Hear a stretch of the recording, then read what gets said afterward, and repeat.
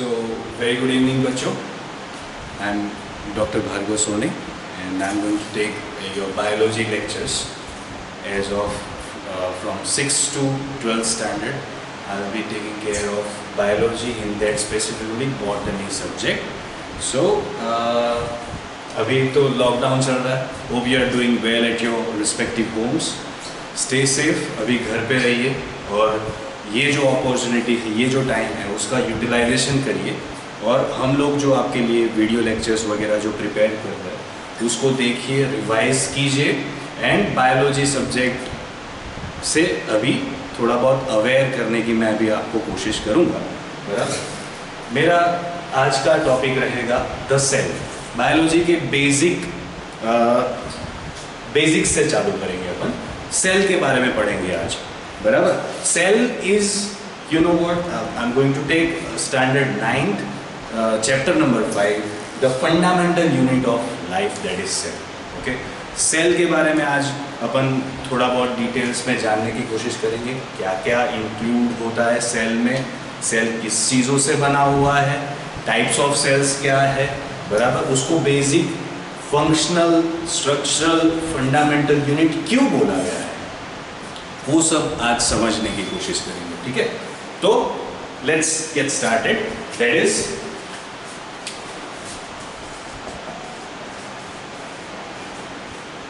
my name is, you know that chapter is right and functional unit of life, that is cell. okay. उसको functional and fundamental unit बोला गया है, कुछ specific reason से बोला गया है. ऐसा नहीं है कि उसको as such structural, functional and fundamental ये सब वर्ड्स बोल दिए. हर एक वर्ड आप स्प्लिट करके देखोगे, हर एक वर्ड कुछ ना कुछ मीनिंग आपको देगा. बराबर. अगर वो मीनिंग आप लोगों ने समझ लिया तो life would be very easy, understanding would be very easy. Okay. ये सब्जेक्ट को अंडरस्टैंड करना है तो वर्ड्स को पकड़ो. वर्ड्स समझोगे तो sentence formation is not that hard task. आप अपने ओन वर्ड्स में किसी भी चीज़ को एक्सप्लेन कर सकते हो. ठीक है. तो सेल के बारे में जो बात है तो उसकी डिस्कवरी किसने की, उसके बारे में बात आएगी. तो who discovered, first and foremost, who discovered the cell? Any guesses? ये बहुत टाइम से आप लोग पढ़ते आ रहे हो, ऐसा कुछ भी नहीं है. लोअर क्लासेस में आप लोगों को मालूम ही है इसका आंसर. बराबर. तो who discovered the cell? Any guess हो तो बताइए. नाम याद आ रहा है कुछ? रॉबर्ट हुक नाम का कुछ साइंटिस्ट है ऐसा.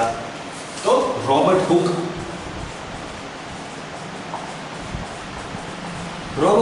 नाम के साइंटिस्ट ने 1665 में सेल को डिस्कवर किया था. Okay. He discovered the cell. ठीक है. उसने 1.5 सेल देखा था. 1.5 सेल किसने देखा था? तो उसने जो सेल देखा था वो था कॉर्क ट्री का. उसने बार्क लिया था, बार्क का थीन स्लाइस. वो थीन स्लाइस को माइक्रोस्कोप के अंडर में उसने ऑब्जर्व किया था. माइक्रोस्कोप के अंडर में उसने ऑब्जर्व किया था और उसके बारे में उसने बताया था अपनी बुक में. उस बुक का नाम था माइक्रोग्राफिया.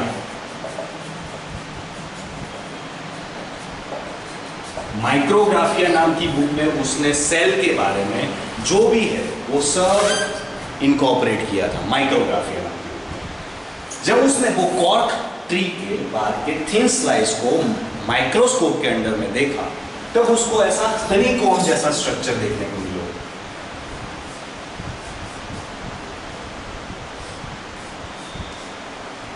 इस तरह से हनीकॉम्ब जैसा स्ट्रक्चर उसको देखने को मिला. Obviously it is a plant cell. आप लोगों को मालूम है प्लांट सेल के अंदर न्यूक्लियस होता है, बट न्यूक्लियस जैसा स्ट्रक्चर उसने नहीं देखा था. वही आउटर बाउंड्रीज उसने देखी थी, हनीकॉम्ब जैसा स्ट्रक्चर. ओके. ये ऐसा बॉक्स जैसा स्ट्रक्चर इसने माइक्रोस्कोप के अंडर में ऑब्जर्व किया था. माइक्रोस्कोप भी उसने खुद डिजाइन किया हुआ था. बराबर. तो फर्स्ट सेल देखने वाला आदमी और सेल की डिस्कवरी करने वाला साइंटिस्ट था Robert Hooke. Now it comes the tricky question. Tricky question ऐसा पूछ सकता है तो who discovered the living cell? Living cell किसने डिस्कवर किया? तो लिविंग सेल डिस्कवर करने वाला साइंटिस्ट कुछ अलग था। उसका नाम था एडी, Antonie van Leeuwenhoek. Okay, Antonie van Leeuwenhoek नाम के साइंटिस्ट ने लिविंग सेल को ऑब्जर्व किया था। उसने लिविंग सेल को ऑब्जर्व किया था। तो ये क्वेश्चन आपको पूछा जा सकता है कि हु डिस्कवर्ड द सेल, तो आपका आंसर रहेगा Robert Hooke. But who discovered और who observed the living cell? Living cell के बारे में अगर बात करेंगे तो एंटोनी वैन ल्यूवेनहॉक नाम के साइंटिस्ट ने लिविंग सेल को ऑब्जर्व किया था। ठीक है, बहुत सारी टर्म्स है सेल्स के बारे में। सेल्स के अंदर जो कंपोनेंट्स होते हैं उसके बारे में अभी देखते हैं, बराबर। तो ये हो गया डिस्कवरी ऑफ सेल। तो ये टॉपिक है आपका डिस्कवरी। सेल की डिस्कवरी किसने की? सेल की डिस्कवरी में ये दो साइंटिस्ट का बहुत बड़ा रोल है। इन्होंने माइक्रोस्कोप के अंडर में उसका खुद का डिजाइन किया हुआ माइक्रोस्कोप के अंडर में इसको ऑब्जर्व करने की कोशिश किया था दोनों ने। ठीक है, दोनों ने अपना खुद का इन्वेंशन किया था माइक्रोस्कोप के रिलेटेड। एंड सेल्स भी उन्होंने खुद से ही उसका सैंपल लेके उसका ऑब्जर्वेशन किया था। यहाँ पे सैंपल था कॉर्क का बार की थीन स्लाइस लेके उन्होंने ऑब्जर्व किया था। यहाँ पे उन्होंने वाटर में से सेल्स का ऑब्जर्वेशन किया था, बराबर। वाटर वॉज द सैंपल, यहाँ पे सैंपल था आपका कॉर्क। ठीक है, तो ये बेसिक बातें हो गई। उसके बाद एक टर्म आती है प्रोटोप्लाज्म। प्रोटोप्लास्ट। तो प्रोटोप्लास्ट एंड प्रोटोप्लाज्म आगे जाके हायरार्की देखेंगे कि क्या क्या डिफरेंसेस है। सेल अगर है, सेल की मैं बात करता हूं तो cell is enclosed with either cell membrane और सेल वॉल। ओके, प्लांट के पास सेल वॉल जो होती है वो आउटर मोस्ट कवरिंग होती है, उसके अंदर सेल मेम्ब्रेन होता है। ओके, एनिमल के पास सीधा डायरेक्ट सेल मेम्ब्रेन ही होता है, बराबर। फिर दूसरा बैक्टीरियल सेल्स जो होते हैं उसके पास भी सेल वॉल होती है, बराबर। तो बहुत सारे हैं डिस्टिंग्विशिंग फीचर्स वगैरह अपन सेल के बारे में पढ़ने वाले हैं। प्रोकैरियोटिक सेल्स के बारे में पढ़ेंगे, यूकैरियोटिक सेल्स के बारे में पढ़ेंगे। ओके, अगर सिंगल सेल है तो अपन यूनिसेल्युलर सेल के बारे में आगे पढ़ेंगे। अगर मल्टीपल सेल्स है तो अपन मल्टी सेल्युलर ऑर्गेनिजम्स के बारे में पढ़ेंगे। यानी वो सेल्स बंच में है, ओके, और बंच में एक पूरा ऑर्गेनिज्म बनाता है तो वो मल्टी सेल्युलर ऑर्गेनिज्म। अगर ऑर्गेनिज्म सिर्फ single cell like amoeba, paramecium, ये सब सिंगल सेल्ड ऑर्गेनिजम्स है तो उसके पास सिर्फ एक ही सेल होता है। वही सेल पूरे के पूरे प्रोसेसेस उसको जो करना होता है, लाइफ प्रोसेसेस, लाइफ सस्टेनिंग जो प्रोसेसेस उसको करना होता है, वो खुद एक ही सेल करके उसका सस्टेनेंस करता है, बराबर। वो एज अ लिविंग स्टेट में रहता है, बराबर।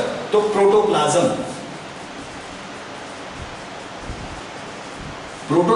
नाम का जो टर्म था वो टर्म कॉइंड करने वाला इंसान,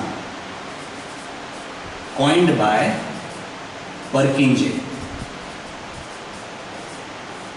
परकिंजे ने प्रोटोप्लाज्म नाम का टर्म कॉइन किया था, बराबर।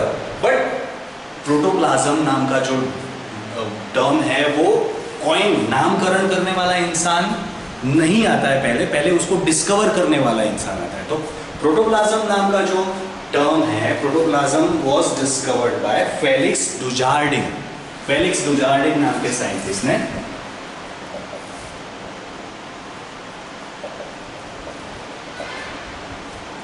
इस बंदे ने प्रोटोप्लाज्म डिस्कवर किया, उसके बाद उसका नामकरण किया था परकिंजे ने। ठीक है, तो ये प्रोटोप्लाज्म के बारे में बात हो गई। फिर सेल का जो सेंट्रल प्रोसेसिंग यूनिट होता है, सेल का जो हार्ट होता है, वो न्यूक्लियस जो था, न्यूक्लियस ऑब्जर्व करने वाला साइंटिस्ट था रॉबर्ट ब्राउन। यहां पे भी रॉबर्ट है, ओके। यहाँ पे भी रॉबर्ट है, बट ये रॉबर्ट ब्राउन था जिसने न्यूक्लियस ढूंढा था, रॉबर्ट हुक था जिसने सेल को डिस्कवर किया था। वो डिस्कवरी 1831 में हुई थी, ठीक है। रॉबर्ट ब्राउन नाम के साइंटिस्ट ने न्यूक्लियस टर्म डिफाइन किया, तो न्यूक्लियस जो है वो 1831 में डिस्कवर हुआ, ठीक है।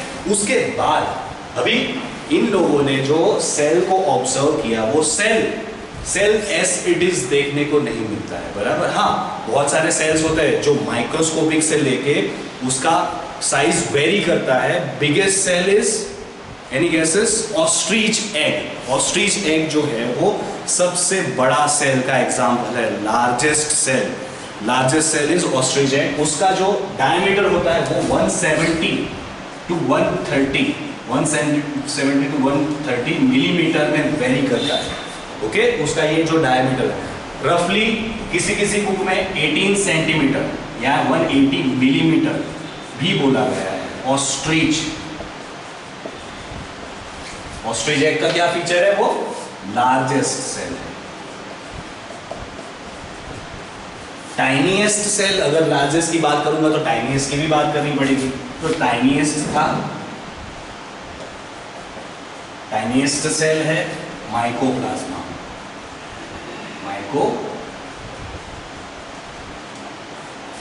Mycoplasma is a prokaryotic cell. आगे पढ़ेंगे प्रोकैरियोट्स एंड यूकैरियोट्स क्या है। माइकोप्लाज्मा का दूसरा नाम है PPLO, pleuropneumonia like organism, okay. Pleuropneumonia like organism जिसका नाम है PPLO। It's a tiniest cell. उसका जो डायमीटर होगा ना वो 0.5 माइक्रोमीटर में वेरी करता है। आप लोगों को यूनिट्स इसके लिए पता होने चाहिए। यूनिट्स क्या है? लेंथ का यूनिट, बराबर। थोड़ा बहुत रफ आइडिया दे देता हूँ यूनिट्स के बारे में। और हाँ, ये यूनिट्स आपका पीछा छोड़ने वाले नहीं है, 12th तक आएगा। उसका कन्वर्जन, कोई पूछेगा कि इतना माइक्रोमीटर है तो उसका मिलीमीटर कितना हो, कोई पूछेगा इतना मिलीमीटर है तो उसका माइक्रोमीटर कितना हो।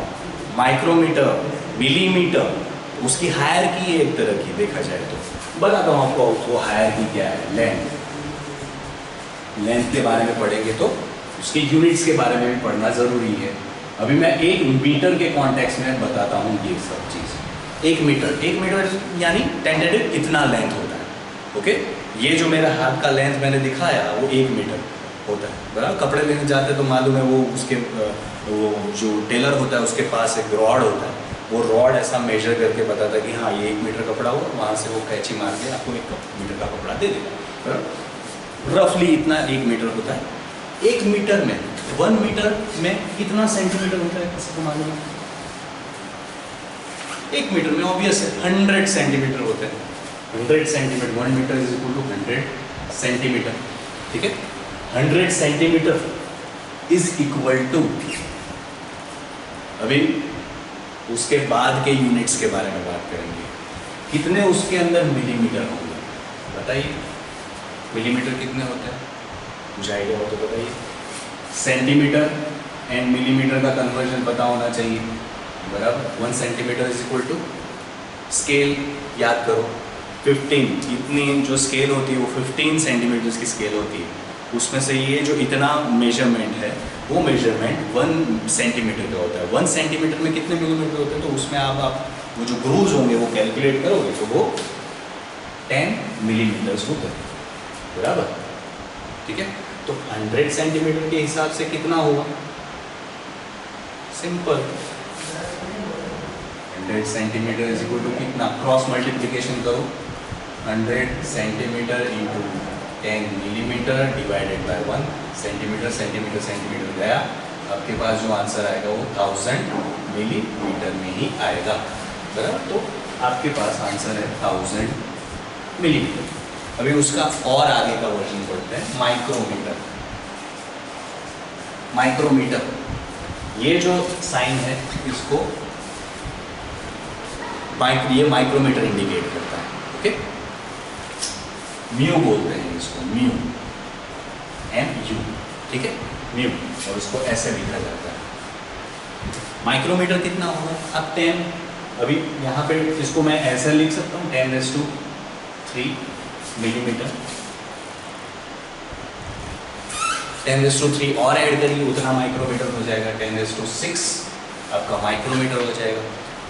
और ऐड करिए 10⁻⁹, 3 और ऐड करते 10⁹ नैनोमीटर हो जाएगा। इज इक्वल टू क्यों लिख रहा हूँ? क्योंकि ये एक ही चीज इंडिकेट करता है। 1 metre is 100 centimetre, 1000 millimetre, 10⁻⁶ micrometre, 10⁻⁹ nanometre, 10⁻12 picometre and 10⁻15 femtometre. ये यूनिट्स है। आप लोगों को कोई भी यूनिट कन्वर्जन के क्वेश्चंस पूछे जाए तो अगर ये लाइन आपको याद है,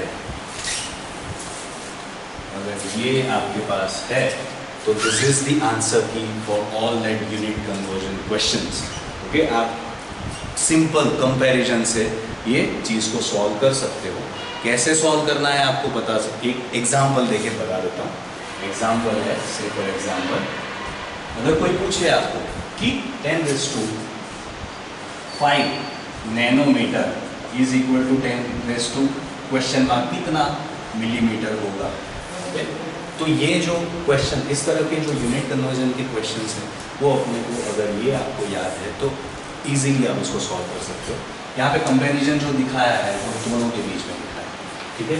यहाँ पे मैं लिख दूंगा कितना, यहाँ पे ये इसी को ध्यान में रख के लिखना है कि भाई 10⁹ nanometre, 10⁹ nanometre is equal to 10⁻³ millimetre, बराबर। ये इसका आंसर है। तो ये तो प्रूवन ही है। ओके, ये प्रूवन चीज के बेसिस से अपन भी आंसर निकालने का कोशिश करेंगे। तो क्वेश्चन क्या है? 10⁵ नैनोमीटर इज इक्वल टू कितना, 10⁻⁴ कितना मिलीमीटर, वो आपका आंसर आपको फाइंड आउट करना है। तो आपको कैसा आएगा? 10⁵ nanometre into 10⁻³ millimetre divided by 10⁻⁹ nanometre. तो नैनोमीटर गया। ओके, यहाँ पे जो ऊपर होता है उसका क्या होता है? एडिशन होता है, ठीक है। आंसर जो आएगा वो मिलीमीटर में आएगा, नैनोमीटर तो गया है। यहाँ पे 10⁻⁹, अभी 10⁻⁵ प्लस 3 कितना होता है? 8। इसको अब अभी ऊपर लेके आऊँगा तो क्या हो जाएगा? 10⁻⁸ माइनस 9 मिलीमीटर, यानी 10⁻⁻1 मिलीमीटर। तो ये आपका आंसर है। इस तरह से आप आंसर फाइंड आउट कर सकते हो। कोई भी ऐसा क्वेश्चन पूछा जाए तो ये अपने को आना चाहिए, बराबर। इसको आपको लिखना है तो लिख दो। ऐसे बहुत सारे 3-4 क्वेश्चंस और देता हूँ जो मैं एक्सपेक्ट करूँगा कि आप उसको सॉल्व करो, और जो सॉल्व आंसर्स है वो आप हमको ग्रुप में पोस्ट करो। हम लोग उसको वेरीफाई करेंगे और देखेंगे कि हाँ आप लोगों ने ये चीज़ों को अच्छे से समझा है कि नहीं समझा है। एक बार उसको नोट डाउन कर लीजिए।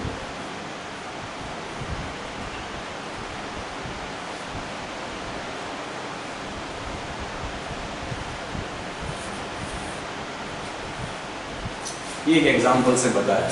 ये एग्जाम्पल कैसे सॉल्व किया?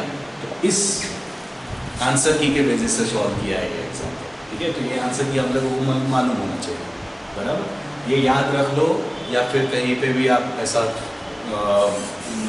बना के पेपर में बना के आप उसको स्टिक कर दो। जैसे जैसे कांस्टेंट याद देखोगे, ऐसा ऐसा कांस्टेंट याद रखने की आप कोशिश कर पाओगे। इस तरह से मेमोराइज हो जाएगा, बराबर।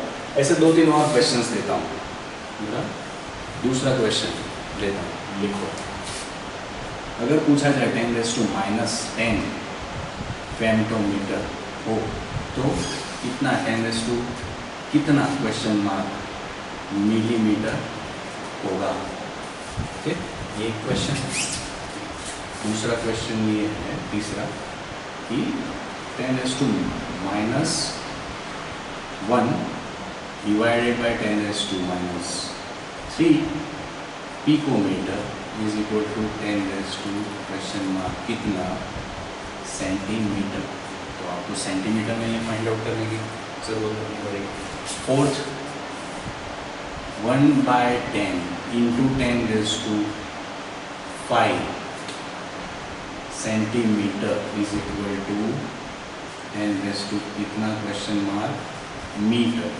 ओके, ये 3 क्वेश्चंस आपको दे रहा हूँ। 3 क्वेश्चन का आप सॉल्यूशन निकालने की कोशिश करो, बराबर। इस तरह का जो क्वेश्चन है वो एक आपको सॉल्व करवा के दे देता हूँ, जिसके कारण आपको नाम लिखो, ठीक है। आपने नोट डाउन कर लिया होगा largest cell, tiniest cell, okay. यहाँ पे मैं उसको निकालता हूँ, ये आप प्लीज नोट डाउन कर लीजिएगा। I need that answers, okay. You can post that answer on group, okay. आप ग्रुप में आके इस आंसर को पोस्ट कर सकते हो। इस तरह का क्वेश्चन है, एक आधा एग्जाम्पल दे देता हूँ। 10⁻1/10 × 10⁵ सेंटीमीटर इक्वल टू 10⁻, कितना क्वेश्चन मार्क मिलीमीटर, ऐसा कुछ हो तो सिंपल, कुछ नहीं करना है आपको। सेंटीमीटर एंड मिलीमीटर का कंपैरिजन देखना है। सेंटीमीटर का कंपैरिजन क्या है? 10⁻², that is 100 centimetre is equal to कितना मिलीमीटर है? 1000 मिलीमीटर है, ओके। ये आंसर की के बेसिस से आपको फाइंड आउट करना है। तो यहाँ पे 1/10 × 10⁵ का मतलब क्या हुआ? यहाँ पे 10⁻1 भी मैं लिख सकता हूँ। 10⁻1 जब ऊपर जाएगा तो कितना रहेगा? 10⁵ - 1 होगा। 5 - 1 यानी कितना हुआ? 10⁻4 हुआ। तो 10⁻4 सेंटीमीटर इज इक्वल टू कितना? ओके, तो आपको ये फाइंड आउट करना है। तो आपको क्या करना पड़ेगा? 10⁻4 सेंटीमीटर को आप क्रॉस मल्टीप्लाई, इसको आप मल्टीप्लिकेशन में लेके जाओ, इसको आप डिवीजन में लाओ। 10⁻4 सेंटीमीटर इंटू 10⁻3 मिलीमीटर भी लिख सकता हूँ इसको। 1000 को 10⁻3 मिलीमीटर लिख सकता हूँ, डिवाइडेड बाय 10⁻2 सेंटीमीटर लिख सकता हूँ। सेंटीमीटर सेंटीमीटर गया, आंसर आएगा वो मिलीमीटर में आएगा। यहाँ पे 10⁻4 + 3 कितना? 7 7 - 2 कितना हुआ? 10⁵ मिलीमीटर। इस तरह से आप आंसर फाइंड आउट कर सकते हैं। बहुत सारे यूनिट कन्वर्जन के क्वेश्चंस आ सकते हैं। तो ये तो एक्स्ट्रा बात हो गई आपके लिए, बराबर। बट एक बात बता दूं मैं आपको, सेल जो होता है, सेल, वो सेल एज इट इज आप नेकेड आई से नहीं देख सकते, ठीक है। माइंड जो टाइनीएस्ट सेल होता है उसकी बात करो, बाकी तो है वो ऑस्ट्रिच तो आप नेकेड आई से आराम से देखते हो। 18 सेंटीमीटर यानी इतना साइज हुआ, ठीक है, इतना बड़ा साइज हुआ एक ऑस्ट्रिच के का, तो वो तो आप देख सकते हो। बट जो माइक्रोस्कोपिक से, अभी स्किन सेल की बात करें, स्किन का थोड़ा सा स्लाइस लेके आप लोगों ने अगर सेल को ऑब्जर्व करने की कोशिश की, या ऑनियन पिन, ऑनियन सेल्स के ऑब्जर्वेशन की बात की, तो ऑनियन सेल्स वगैरह जो होते हैं वो एज सच दिखते नहीं हैं, आपको माइक्रोस्कोप की ज़रूरत पड़ती है। माइक्रोस्कोप क्या करता है? Microscope is a resolving device, zooming device है। वो जूम करके देगा तो नियर बाय ऑब्जेक्ट्स को वो रिजॉल्व करके उसकी इमेज क्रिएट करके देगा। जितना उसका रेजोल्यूशन पावर ज़्यादा, उतना ही वो नियर बाय इमेज को बड़ा मैग्नीफाई करके वो देता है, बराबर। तो से फॉर एग्जांपल मैं अगर सेल की बात करता तो वो माइक्रोस्कोपिक लेवल में आता है। माइक्रोस्कोपिक लेवल यानी 10⁻6 माइक्रोमीटर लेवल, ठीक है। 1 सेंटीमीटर तो चलो ठीक है, बराबर है आप लोगों को। बट जो सेल होता है वो 1 मिलीमीटर का भी 1000वां भाग होता है। 1 मिलीमीटर आपको मालूम है स्केल। अगर मैं ये स्केल की बात करूंगा तो ये स्केल जो है वो स्केल में 0 to 15 के ग्रूव्स लगे हुए हैं, बराबर। ये आपका 1 सेंटीमीटर का है, ये 2 3 4। 1 सेंटीमीटर में कितने मिलीमीटर होते हैं? 1 सेंटीमीटर में आपके अभी बताया 10 मिलीमीटर्स होता है, बराबर। तो 1 मिलीमीटर यानी इत्तू सा बाल जितना, वो बाल जितना जो है ना, उसका भी 1000वां भाग वो सेल है। अगर 1 मिलीमीटर को मैं 1000 से डिवाइड करता हूँ तो 1000वां भाग सेल का साइज है, ओके। और सेल के अंदर जो सेल ऑर्गेनल्स होते हैं वो उससे भी छोटे, वो नैनोस्कोपिक लेवल पे आते हैं, ओके। नैनोस्कोपिक लेवल यानी 1 मिलीमीटर का 10⁻6 उतना डिवाइड करूंगा। 1 डिवाइडेड बाय 10⁻6 वो आपका हो गया nanoscopic level. 1 divided by 10⁻6 millimetre वो आपका हो गया आपका नैनोस्कोपिक लेवल, ओके। 1 सेंटीमीटर का 10 लाखवां भाग आपका नैनोमीटर है।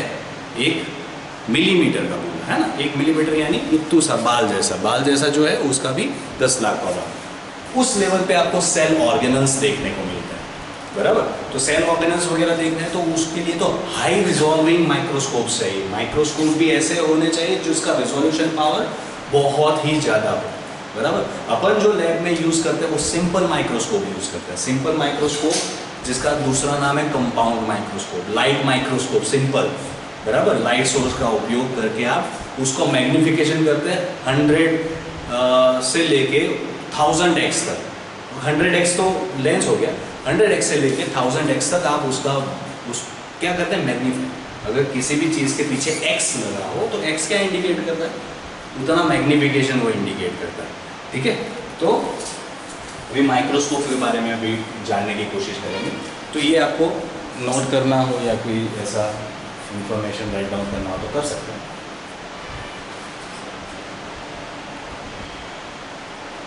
तो चलो बच्चों अभी माइक्रोस्कोप के बारे में पढ़ते हैं, ठीक है।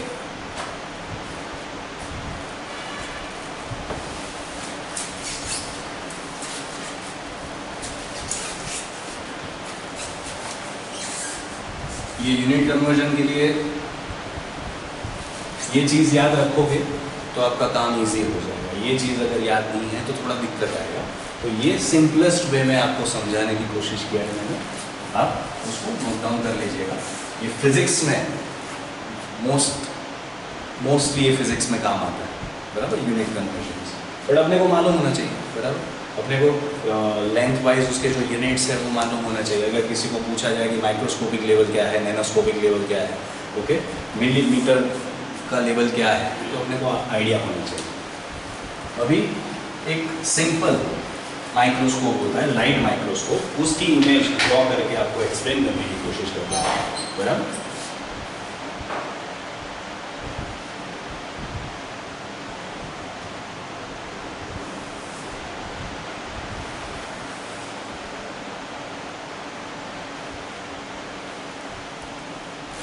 ये जो हुआ उसका बेस हुआ, ये जो है उसका आर्म है, ओके।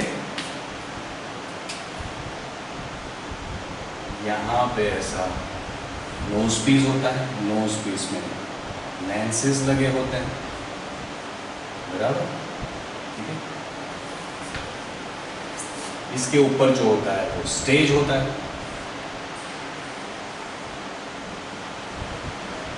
स्टेज है। स्टेज के ऊपर जो ऑब्जर्वेशन करने के लिए जो आप स्लाइड रखते हो, वो स्लाइड को होल्ड करने के लिए क्या होता है, पिन होता है, बराबर। इस तरह से आप स्लाइड को ऑब्जर्व करने के लिए पिन रखते हो। यहाँ स्टेज के जस्ट नीचे कंडेंसर होता है। कंडेंसर का ओपनिंग जो है उसको डायाफ्राम बोलते हैं, बराबर। और यहाँ पे लाइट सोर्स लगा हुआ है। ये light source as a mirror भी हो सकता है या आर्टिफिशियल आप एलईडी का लाइट सोर्स भी आप उपयोग कर सकते हो। ये सिंपल लाइट माइक्रोस्कोप का इमेज है। ये जो है उसको आप कौन सा लेंस बोलेंगे, आई पीस बोलेंगे। आई पीस जो लेंस होता है वो प्रोबेबली कितना 10x और 15x जूम करने की कैपेबिलिटी रखता है। 15x दैट मींस और 10x क्या इंडिकेट करता है, वो 10 टाइम्स उसको जूम करता है, 15 टाइम्स जूम करता है, वो इंडिकेट करता है। आपके पास अगर सिंपल एक लेंस वाला अगर हो, उसको आप हैंड लेंस बोलते हैं ना, और मैग्नीफाइंग लेंस बोलते हैं, बराबर। मैग्नीफाइंग लेंस में एक ही लेंस होता है। यहाँ पे माइक्रोस्कोप में 2 और मोर लेंसेज होते हैं। यहाँ पे एक लेंस ये हो गया, ठीक है, दूसरे लेंसेज ये हो गए, 3 तरह के लेंस, और ये रिवॉल्विंग होता है, इसको आप घुमा सकते हो। यहाँ पे 3 तरह के लेंसेज में मोस्ट प्रॉबेबली 10x का होता है, 45x का होता है, 100x का होता है, ठीक है। ये जो लेंसेज होते हैं 10x, अगर मैंने मिडल में यहाँ से लाइट पास हो रही है, किसी चीज़ को मैं ऑब्जर्व करना चाहता हूँ, तो उस से फॉर एग्जांपल मैं सेल कॉर्क के प्लांट के स्लाइस में से मैं सेल को ऑब्जर्व करना चाहता हूँ, तो क्या करूँगा, बार की थिन स्लाइस निकालूंगा कॉर्क की, उसको स्टेन करूँगा। एज सच ऑब्जर्व करना उससे अच्छा है कि स्टेन करो। स्टेन करने के लिए बहुत सारे स्टेन्स होते हैं, से फॉर एग्जांपल मिथिलीन ब्लू हो गया, सेफ्रेनिन हो गया। वो क्या करता है, कलरिंग एजेंट्स है, वो कलर डालेंगे उसमें, जिसके कारण आप सेल को अच्छे से ऑब्जर्व कर सकते हो। तो वो स्लाइड पे वो स्लाइस है आपके, और वो स्लाइस पे आपने स्टेन किया हुआ, उसको आपने यहाँ पे स्टेज पे रखा, ये आपका स्टेज है, स्टेज पे आपने वो स्लाइड को रख के एक पिन से अटैच कर दिया, बराबर। यहाँ से आप क्या करोगे, लाइट एडजस्ट करोगे।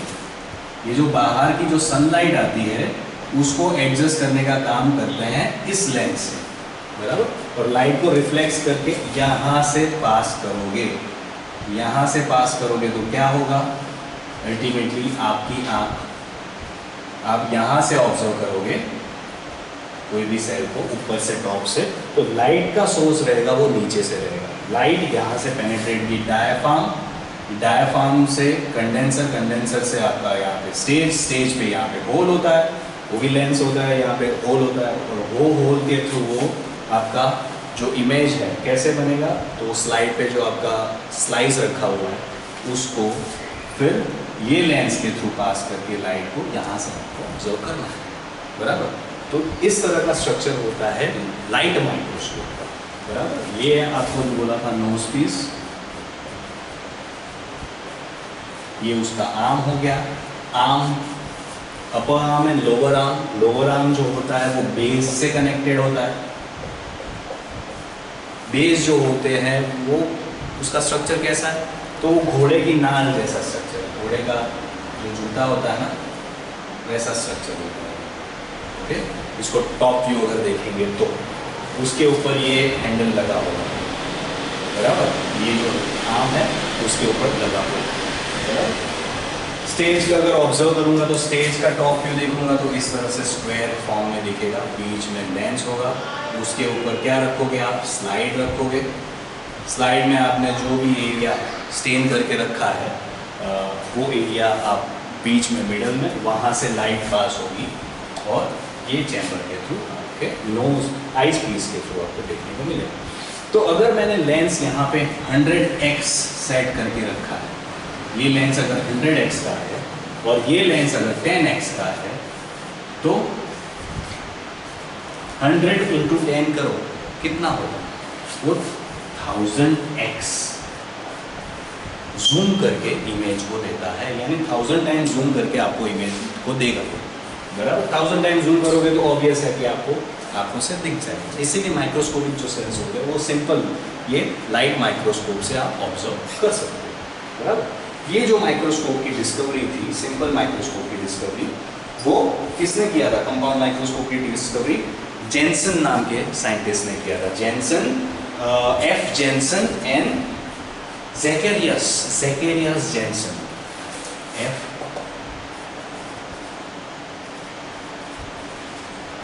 एंड ज़ेकेरियस।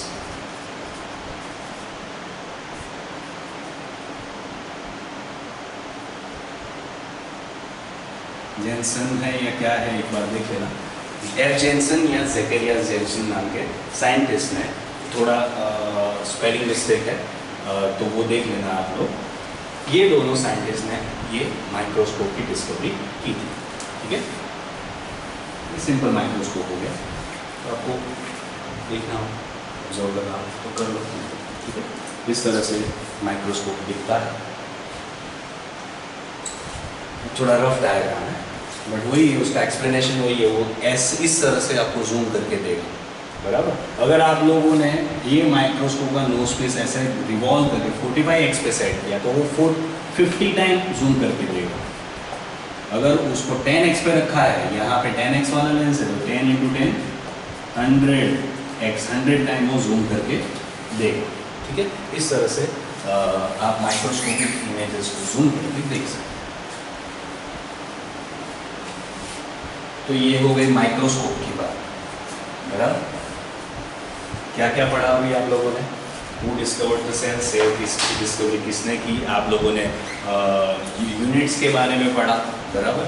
आप लोगों ने फंडामेंटल एंड फंक्शनल यूनिट क्यों बोला जाता है वो अभी तक नहीं पढ़ा, बराबर। माइक्रोग्राफिया नाम के बुक में उसने जो भी है वो मेंशन किया था सेल की डिस्कवरी वगैरह, तो इसके बारे में बात है। फिर प्रोटोप्लाज्म के बारे में बात थी, न्यूक्लियस के बारे में बात थी, वो आप लोगों ने अभी तक पढ़ा। तो अभी अपन पढ़ेंगे सेल थियरी। सेल थियरी क्या इंडिकेट करती है,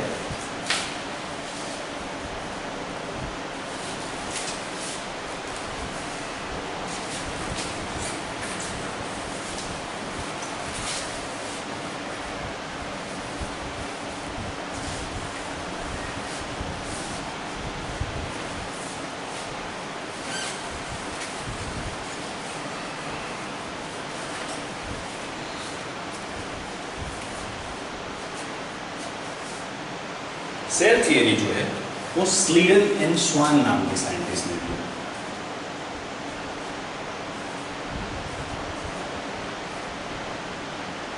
स्लीडन एंड स्वान, ओके। स्पेलिंग थोड़ा आगे पीछे हो सकता है, बराबर, तो आप लोग जरा देख लीजिएगा। स्लीडन एंड स्वान नाम के साइंटिस्ट, हाँ स्पेलिंग मिस्टेक ही है तो मैं क्रॉस वेरीफाई कर ही रहा हूँ। That is SCHLEIDEN, Schleiden and Schwann, SCHWANN, Schleiden and Schwann, okay. तो स्लीडन एंड स्वान नाम के साइंटिस्ट ने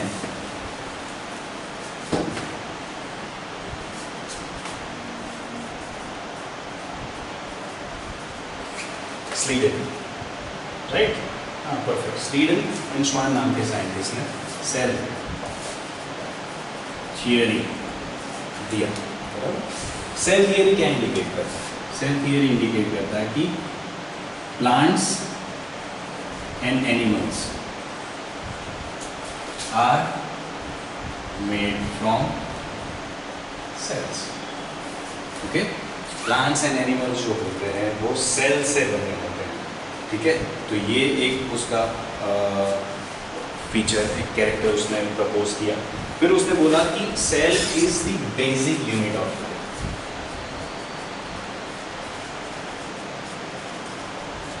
बेसिक यूनिट ऑफ लाइफ, उसको फंक्शनल एंड फंडामेंटल यूनिट आप लोगों ने जो बोला है वो क्यों बोला है? तो वो सेल थियरी में क्यों बोला है उसका आंसर मैं दूंगा। फंक्शनल एंड फंडामेंटल यूनिट क्यों बोला है उसका आंसर है। और जो सेल है वो cell arises from pre existing cells. जो प्रीवियसली अवेलेबल सेल्स है उसमें से सेल अराइज होता है, यानी सेल डिवाइड होता है और उसमें से एक नया सेल बनता है। सेल डिविजन्स वगैरह पढ़ोगे, the 2 types of cell divisions आप लोग आगे पढ़ोगे, और मोड्स ऑफ डिवीजन भी आप लोग पढ़ोगे, ओके।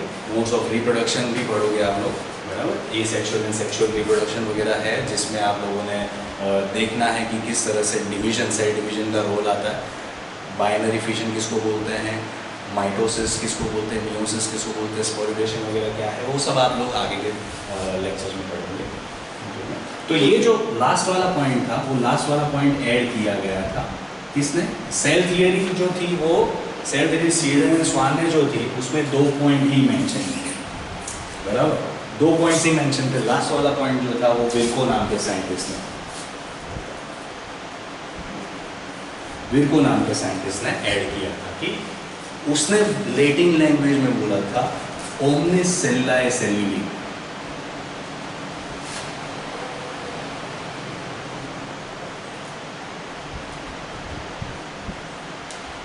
Omnis सेल्युलाe सेल्युली, okay. उसने ये बोला था। ओमनिस सेल्युलाe सेल्युली का मतलब क्या है कि ऑल सेल कम फ्रॉम और arises from pre existing cell.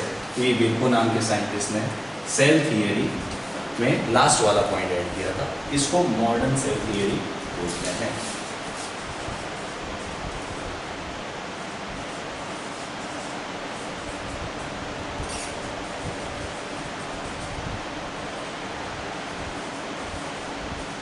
Modern cell theory इसको बोलते हैं, बराबर।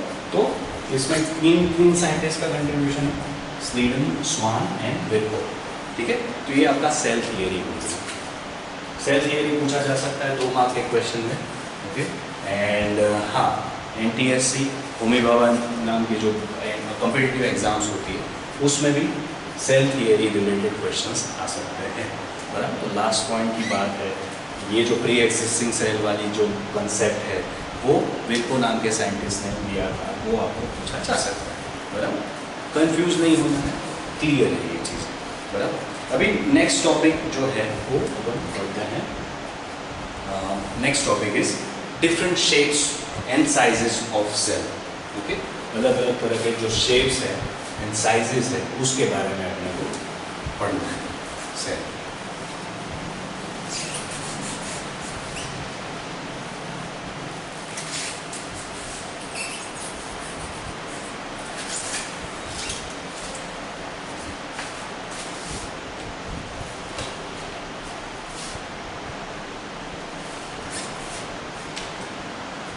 तो सेल शेप्स एंड साइजेस, अलग अलग तरह के सेल्स, उसके शेप्स देखने को मिलता है, वो अलग अलग तरह के साइजेस एंड शेप्स जो होते हैं वो उसका फंक्शन, अगर सेल का फंक्शन से फॉर एग्जांपल मैं एक सेल को ड्रॉ करके दिखाऊंगा, ये जो है वो मसल सेल इंडिकेट करेगा। मसल सेल है, उसका शेप कैसा है, तो मसल सेल का शेप है स्पिंडल शेप, जिसमें बीच वाला पोर्शन है वो वाइडन रहता है और ये वाला जो होता है वो टेपर्ड हो जाता है।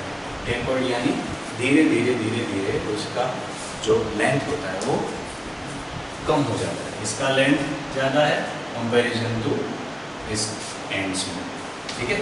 तो ये वाला एंड टेपर्ड रहता है, वो मसल सेल्स का एग्जाम्पल है, बराबर। मसल सेल्स, ऐसे बहुत सारे मसल सेल्स एक दूसरे के साथ अलाइंड कंडीशन में रहते हैं और मसल टिश्यूज बनाते हैं। मसल टिश्यू का क्या काम है? मसल टिश्यू का काम है स्ट्रेचिंग करना, कॉन्ट्रैक्ट करना, स्ट्रेचिंग करना, कॉन्ट्रैक्शन रिलैक्सेशन का काम होता है, बराबर। मसल मूवमेंट, तो muscle movement as such stretching and आपका कॉन्ट्रैक्शन हुआ उसके बेसिस से होता है, तो इसीलिए उसका शेप इस तरह का दिया हुआ है। उसमें कैसे माइक्रोट्यूब्यूल्स, एक्टिन फाइबर्स वगैरह रोल, उसमें उसका रोल होता है, वो आप अगर हायर स्टैंडर्ड में पढ़ोगे, आगे के स्टैंडर्ड में पढ़ोगे, तो ये एक तरह का ये फर्स्ट सेल हो गया जिसका शेप है स्पिंडल शेप, ओके। उसका फंक्शन क्या है? उसका फंक्शन है constant relaxation and contraction provide करवाना, ठीक। दूसरा तरह का सेल पढ़ते हैं, आपने रेड ब्लड सेल देखा होगा, ठीक है। Red blood cell, red blood cell जो होता है RBC, RBC is anucleated cell. Anucleated, किसी के भी वर्ड के पीछे आगे ए लग जाए उसका मतलब होता है कि उसमें न्यूक्लियस नहीं होगा, वो चीज़ उसमें एब्सेंट होगी। तो आरबीसी का जो टॉप व्यू होता है, वो टॉप व्यू मैंने यहाँ पे न्यूक्लियस जैसा स्ट्रक्चर क्यों बताया? एक्सेप्शन है, हाँ। एडल्ट आरबीसी जो होता है वो ए न्यूक्लिएटेड होता है, बराबर। बट उसके पहले का जो स्टेज है, ओके, अनमेच्योर्ड, इमेच्योर्ड, इमेच्योर्ड आरबीसी की जगह पे आप अगर एक और टर्म यूज करते हैं, अगर यंग वन में यानी छोटे बच्चे में अगर आरबीसी ऑब्जर्व करोगे, यंग वन में आरबीसी ऑब्जर्व करोगे तो वो न्यूक्लिएटेड होगा, उसके अंदर न्यूक्लियस होगा। बट वो यंग वन जब एडल्टहुड की तरफ जाएगा तो एडल्ट आरबीसीज में न्यूक्लियस नहीं होता है, बराबर। तो उसका जो शेप है वो डिस्कॉइड, डंबल जैसा, यहाँ पे छोटा, यहाँ से बड़ा, ये डिस्कॉइडल शेप, डिस्क जैसा स्ट्रक्चर, डिस्कॉइड,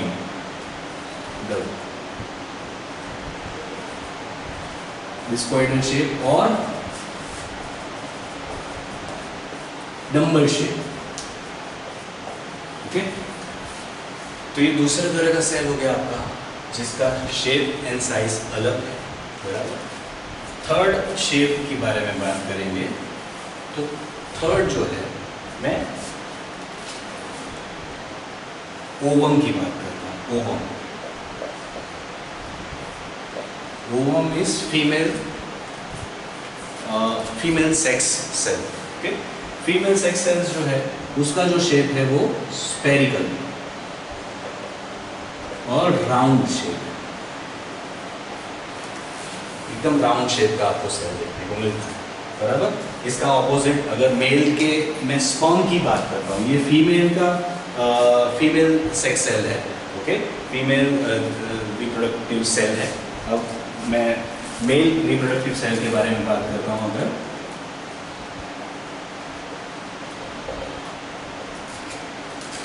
तो स्पर्म का जो शेप होता है वो स्पर्म का शेप इस तरह से होता है, ये नॉब जैसा स्ट्रक्चर और ये थ्रेड जैसा स्ट्रक्चर, तो नॉब्ड थ्रेड जैसा स्ट्रक्चर देखने को मिलता है, नॉब्ड थ्रेड। तो नॉन थ्रेड जैसा स्ट्रक्चर आपका ह्यूमन स्पर्म का, मेल स्पर्म का देखने को मिलता है।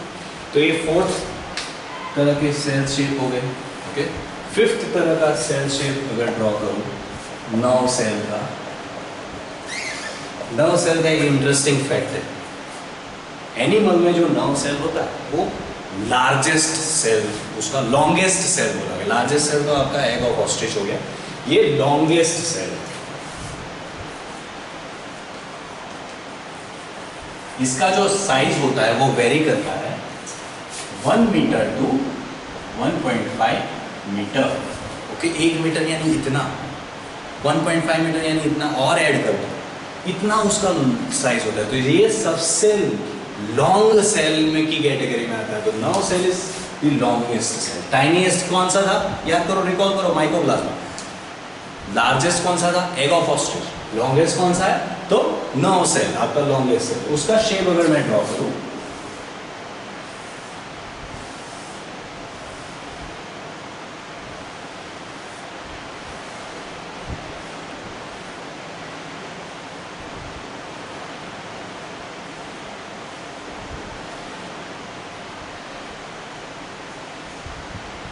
ठीक है,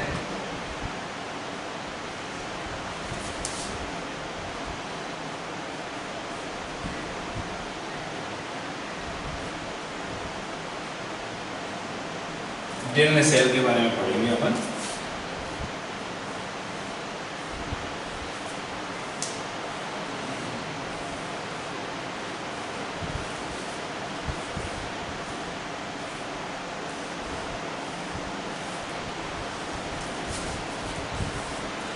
से फॉर एग्जांपल ये आपका नर्व सेल है। नर्व सेल का जो स्ट्रक्चर है वो ब्रांच्ड स्ट्रक्चर होता है, ऐसा ब्रांच्ड, इलोंगेटेड। ब्रांच भी है, लंबा भी है, इलोंगेटेड है। इसमें ग्रैन्यूल्स देखने को मिलती है, तो पढ़ोगे उस ग्रैन्यूल्स का क्या नाम है क्या नहीं है, वो 11th स्टैंडर्ड का वैसे टॉपिक है। बट ये जो सेल है वो सेल ऐसा ब्रांच्ड एंड इलोंगेटेड फॉर्म में देखने को मिलता है। सेल का स्ट्रक्चर भी आप ही के 9th स्टैंडर्ड में सेल का स्ट्रक्चर है। इसको क्या बोलोगे, न्यूक्लियस उसका, ठीक है। ये जो सेल है ये उसका क्या है, साइटोप्लाज्म है। ओके, ये पूरा का पूरा जो सेल है, ये जो शेप है, ये शेप को आप क्या बोलोगे, सेल बॉडी बोलोगे। सेल बॉडी का दूसरा नाम है साइटोन, ठीक है। ये सेल बॉडी है। ये जो ब्रांच स्ट्रक्चर है वो ब्रांच स्ट्रक्चर का नाम है डेंड्राइट्स। ओके, ये सब है डेंड्राइट्स। यहाँ ये जो इलोंगेटेड पोर्शन है उसको बोलते हैं एक्सॉन, ठीक है। और ये जो पोर्शन है उसको बोलते हैं नर्व एंड। इसको नर्व एंडिंग्स भी बोलते हैं, नर्व एंड्स भी बोलते हैं। तो ये उसका स्ट्रक्चर है। स्ट्रक्चर में क्या हो गया, उसका न्यूक्लियस हो गया। ये जो है सेल बॉडी होगी। ये जो है उसको क्या बोलोगे, डेंड्राइट्स बोलोगे। ये लंबा सा पोर्शन है, उसका क्या काम है, वो एक्सॉन है। और ये जो है उसको नर्व एंड बोलते हैं। इसका क्या काम होता है, नर्व सेल का। नर्व सेल का काम होता है नर्व इम्पल्सेस को ट्रांसमिट करना। नर्व इम्पल्सेस को ट्रांसमिट करने का काम नर्व इम्पल्सेस। अभी नर्व इम्पल्सेस क्या है, से फॉर एग्जांपल कोई आपको यहाँ पे काटता है या फिर आपको कोई स्लैप करता है, तो वो इन्फॉर्मेशन आपके ब्रेन तक कैसे पहुँचती है, तो वो इन्फॉर्मेशन को कंडक्ट करने का काम होता है नर्व सेल का, बराबर। नर्व सेल के थ्रू वो इन्फॉर्मेशन को ग्रैब किया जाता है। ओके, फिर आपके CNS एंड PNS, आगे जाके पढ़ोगे, central nervous system and peripheral nervous system, उसके थ्रू वो इन्फॉर्मेशन प्रोसेस होकर आपको उसका आंसर मिलता है कि भाई हाँ कोई मारने आ रहा है। तो ऐसा कोई अगर मारने आ रहा है तो आप अपने रिफ्लेक्स एक्शन के थ्रू वो कर लेते हो, या तो फिर बैक ऑफ हो जाओगे या तो फिर खा लोगे, बराबर। कोई अगर चूटी काट रहा है या फिर हॉट प्लेट को आप पकड़ रहे हो तो तुरंत आप हॉट प्लेट को छोड़ देते हो, या कोई चूटी काट रहा है तो हाथ निकाल देते हो। क्यों? क्योंकि वो इन्फॉर्मेशन आपके ब्रेन से प्रोसेस होके आती है। वो अचानक से इन्फॉर्मेशन प्रोसेस होने वाली जो काम होता है वो सिर्फ आपका spinal cord, peripheral nervous system करता है। स्पाइनल कॉर्ड से ये प्रोसेस होके आएगा। आगे जाके आप पढ़ोगे reflex action and reflex charge वगैरह क्या है वो पढ़ोगे। यहाँ पे तो मैं शेल के शेप दिखाने की कोशिश कर रहा हूँ, उसका फंक्शन है नर्व इम्पल्सेस को ट्रांसमिट करना। ठीक है, तो ये आपके पांचवा सेल हो गया जिसका स्ट्रक्चर इस तरह का है। ठीक है, तो ये अलग अलग तरह के सेल्स हैं। 6 तरह का फैट सेल। फैट सेल जो होता है वो ऐसा ओवल शेप बोलोगे, इलेप्टिकल शेप। इलेप्टिकल शेप यानी पूरा राउंड नहीं है। ओके, ये इलेप्टिकल शेप जैसा स्ट्रक्चर आपको देखने को मिलता है फैट सेल का। ओके, तो ये अलग अलग तरह के सेल, इसका काम है क्या? फैट सेल, फैट को स्टोर करना। ठीक है, तो यहाँ पे अलग अलग तरह के सेल शेप्स पढ़ लिए आप लोगों ने। First was muscle cell, constant relaxation and contraction का काम होता है उसका। उसका शेप होता है स्पिंडल शेप, बराबर, याद रखने की कोशिश करना। स्पिंडल शेप यानी इस तरह का शेप। ओके, सेकंड आप लोगों ने पढ़ा RBC, that is red blood corpuscle या रेड ब्लड सेल भी बोलते हैं उसको। रेड ब्लड सेल ए न्यूक्लिएटेड होता है एडल्ट में, यंग वन में उसके अंदर न्यूक्लियस होता है, but most of the time आपको अगर पूछा जाए तो ए न्यूक्लिएटेड कंडीशन में पूछा जा सकता है, बट हाँ न्यूक्लिएटेड कंडीशन में भी होता है आपका आरबीसी। तो आरबीसी का जो शेप हुआ वो डिस्क्वाइडल शेप हुआ और डम्बल शेप हुआ। ठीक है, third is your ovum, female reproductive cell.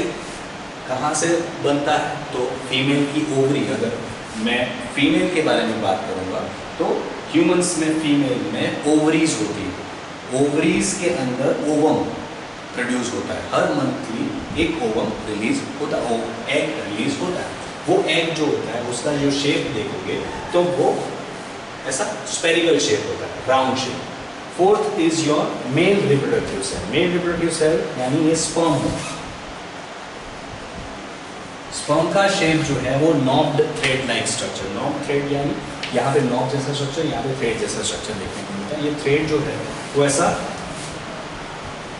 घूमता है। ओके, इसके कारण उसको प्रोपलेशन मिलता है, वो आगे फेलोपियन ट्यूब में एंटर होके फिर एग की तरफ आगे बढ़ता है फर्टिलाइजेशन के लिए।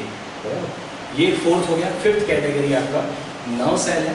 नर्व सेल को आपने लॉन्गेस्ट सेल की कैटेगरी में डाला। लॉन्गेस्ट सेल यानी 1 मीटर टू 1.5 मीटर। सोच के देखो, इतना लंबा नर्व सेल होता है लॉन्गेस्ट सेल की कैटेगरी। उसका जो स्ट्रक्चर है वो इस तरह का होता है। उसके अंदर मेन 4 पार्ट्स होते हैं। First is cell body, second is dendrites, third is axon, fourth is nerve end. 4 part से ये आपका नर्व सेल। इसका जो शेप है वो ब्रांच्ड इलोंगेटेड शेप है, बराबर। तो यहाँ सेल टाइप्स, सेल शेप्स के बारे में बात हुई कंप्लीट, बराबर। तो ये जो लेक्चर 1 है आपका मॉड्यूल में, लेक्चर 1 में यहाँ तक इंक्लूडेड है। आपके सेल के बारे में बात। अभी सोचो, सेल को basic functional and fundamental unit क्यों बोला गया? Cell basic, structural, functional and fundamental unit बोला गया है। क्योंकि सेल ही होता है जिससे एक ऑर्गेनिज्म बनता है। ओके, उसकी हायरार्की देखोगे तो सेल ग्रुप ऑफ सेल आगे जाके टिश्यू बनाता है। Group of cell is called as tissue. Tissue आगे जाके क्या बनाएगा? टिश्यू आगे जाके ऑर्गन बनाता है बच्चों। ऑर्गन आगे जाके क्या बनाता है? ऑर्गन सिस्टम बनाता है। बहुत सारे ऑर्गन सिस्टम बनाएंगे। ठीक है, ऑर्गन सिस्टम आगे जाके दी होल ऑर्गेनिज्म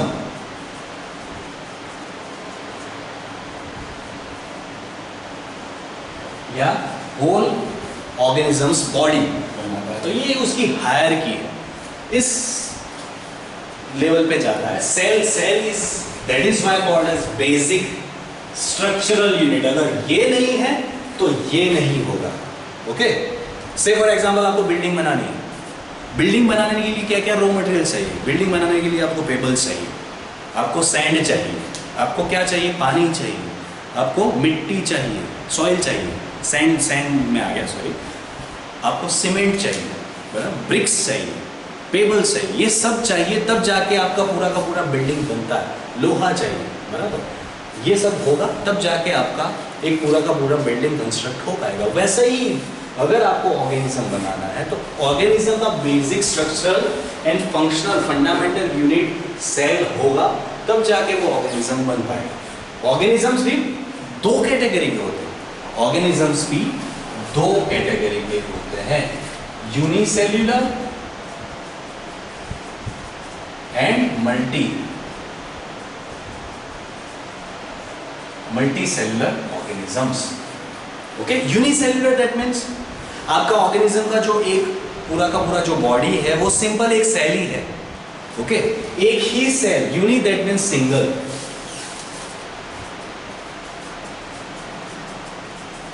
ये सब सिंगल सेल्ड ऑर्गेनिजम्स है। ओके, सिंगल सेल्ड ऑर्गेनिजम्स के एग्जांपल आप लोगों को मालूम है, अमीबा, पैरामीशियम, ये सब सिंगल सेल ऑर्गेनिजम्स है। ठीक है, multi cellular organisms like humans, animals, ये सब मल्टी सेलुलर ऑर्गेनिजम्स होते हैं, उसमें मल्टीपल सेल्स होते हैं। मल्टीपल सेल्स आगे जाके क्या बनाते हैं? टिश्यू आगे जाके ऑर्गन आगे जाके ऑर्गन सिस्टम भी बहुत सारे ऑर्गन सिस्टम। से फॉर एग्जांपल आगे जाके पढ़ोगे ऑर्गन सिस्टम्स किस तरह की है, तो रेस्पिरेटरी सिस्टम हो गई। ये कोविड-19 जो है वो कोविड-19 किस पे इफेक्ट करता है? कोविड-19 नाम का वायरस है, रेस्पिरेटरी सिस्टम को अफेक्ट करता है, बराबर। तो रेस्पिरेटरी सिस्टम में क्या क्या आएगा? रेस्पिरेटरी सिस्टम में आपका कौन कौन से पार्ट्स आ जाएंगे? नोज आ जाएगा, नेजल कैविटी आ जाएगी, फिर क्या आएगा? ट्रेकिया आएगा, ब्रोंकाई आएगा, ओके, फिर लंग्स आएंगे। ये सब आगे जाके कौन सा सिस्टम बनाता है? रेस्पिरेटरी सिस्टम बनाता है। रेस्पिरेटरी सिस्टम पे वो अफेक्ट करता है, इसीलिए लॉकडाउन कंडीशन में है अपन, और लॉकडाउन कंडीशन का उपयोग करके अपन आगे बढ़ रहे हैं, बराबर। तो कोई दिक्कत नहीं है, सिचुएशन जैसी भी हो, अपना काम है पढ़ना, कैसी भी कंडीशन में आपको पढ़ना है। तो ऑर्गन सिस्टम के बारे में बात की, रेस्पिरेटरी सिस्टम होगी, रिप्रोडक्टिव सिस्टम हो गई, ठीक है, फिर डाइजेस्टिव सिस्टम हो गई, बराबर। फिर क्या आ जाएगा? Locomotory system, skeletal system, okay, skeletal system हो गया। तो ये सब सिस्टम्स है, ये सिस्टम्स है, तो होल ऑर्गेनिज्म बन सकता है, बराबर। ये सब सिस्टम्स वेल कोऑर्डिनेटेड मैनर में काम करेगा तब ऑर्गेनिज्म अच्छे से उसकी लाइफ प्रोसेसेस को करके सस्टेन हो पाएगा। लाइफ प्रोसेसेस बहुत सारे हैं, लाइफ प्रोसेस, फूड लेना, food intake, nutrition, digestion, absorption, okay, फिर एक्सक्रीशन, एसिमिलेट करना है पहले, तो एब्जॉर्प्शन के बाद एसिमिलेशन, उसके बाद एक्सक्रीशन, ये सब लाइफ प्रोसेस करने के लिए ये सब सिस्टम्स चाहिए। और ये जो लाइफ प्रोसेसेस है वो अगर सिंगल सेल, एक ही सेल करता है, तो उसकी जो लाइफ प्रोसेस है वो एक सेल ही इनफ है वो सब लाइफ प्रोसेसेस को करके सेल सस्टेनेंस के लिए। बट मल्टीपल सेल होते हैं, तो मल्टीपल सेल्स को एक डिवीजन ऑफ लेबर दे दिया जाता है, उसको काम दे दिया जाता है कि ये सेल है, से फॉर एग्जांपल ये सेल, मसल सेल, उसका काम क्या है? डिवीजन ऑफ लेबर दे दिया, उसका काम है भाई कॉन्ट्रैक्शन एंड रिलैक्सेशन करना। ये जो ओवम है स्फेरिकल शेप का है, उसका काम क्या है? ये आपका रिप्रोडक्टिव सेल हुआ, वो एग एंड स्पर्म का जब फ्यूजन होगा तब जाके जाइगोट बनेगा और आगे जाके वो 9 मंथ्स के बाद बेबी बनेगा, बेबी नहीं, ठीक है। तो वो उसका काम हो गया। फिर आरबीसी का काम क्या है? उसको भी डिवीजन ऑफ लेबर दे दिया है, तुमको क्या करना है? ऑक्सीजन एंड कार्बन डाइऑक्साइड का ट्रांसपोर्टेशन करना है, बराबर। फैट सेल, फैट को स्टोर करना है, ठीक है। नर्व सेल, उसका भी काम है, तो इसका भी एक फंक्शन, इसीलिए यहाँ पे फंक्शनल वर्ड जस्टिफाई होता है। इसको बेसिक स्ट्रक्चरल क्यों बोला गया? क्योंकि उसी के बेसिस से वो ऑर्गेनिज्म बनता है।